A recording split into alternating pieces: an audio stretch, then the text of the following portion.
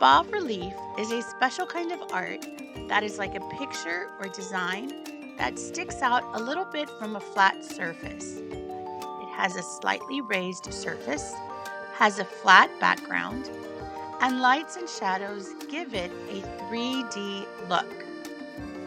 An example of bas-relief is in Egyptian art. Many of the bas-relief was done on stone to tell stories. A USA penny is also an example of bas-relief because it has that raised surface. A non-example of bas-relief is a carved pumpkin. A carved pumpkin has holes cut out.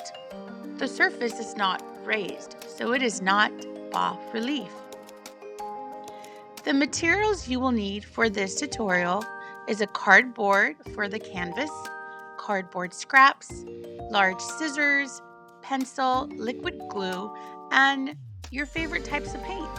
For this tutorial, I'm using acrylic paint, and I'll need a paintbrush, a cup of water, a paper towel, and a palette.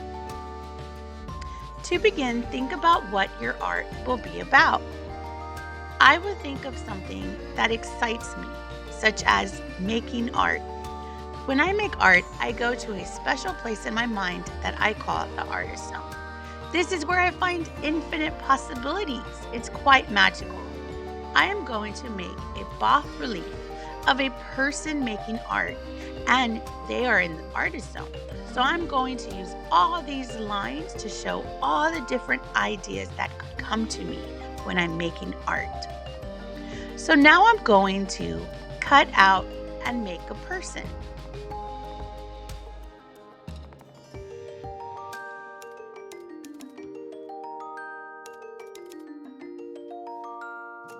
And I'm adding a second layer to go on top so it's even more raised. Quick tip, if the top layer is covering the bottom layer, trim it. Here I am trimming it so that when it fits on top, I can see the layer underneath it.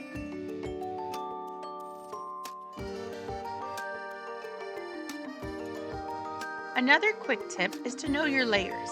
So the bottom layer is your canvas surface. Then the next layer will be the first layer. And then on top of that will be a second layer. And then on top of that, you'll have a third layer. And I have a heart for the third layer. So you want to try to get at least 2 or 3 layers. Now I'm going to draw some lines because this is where I want to put those squiggly lines. At first I started with straight lines, but then I changed my mind and decided, let me make a more pointy line. Quick tip, it's okay to change your mind about how you want your art to look. When I used my wavy lines, I thought that they kind of looked like arms. And I thought, you know what? Let me put some arms and it's going to look like my person is happy because their arms are out. So as you're making art, if you come up with new ideas and they excite you, use them. Now I'm going to add some squiggly lines, and this represents those ideas that are coming to me when I am in the artist zone. And now I'm adding some small layers to go on top of those lines. I haven't yet glued anything. I like to position all my pieces, and then when I'm happy with where they're at, then I will glue it.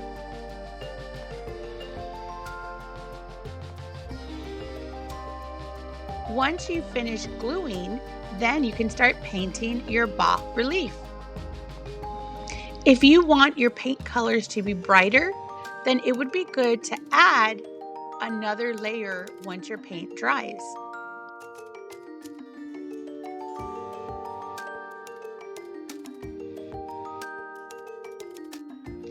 I'm adding another yellow layer so that the yellow is more bright. And here it is. Here is my finished bas-relief. Here are some examples of bas-relief that my students created.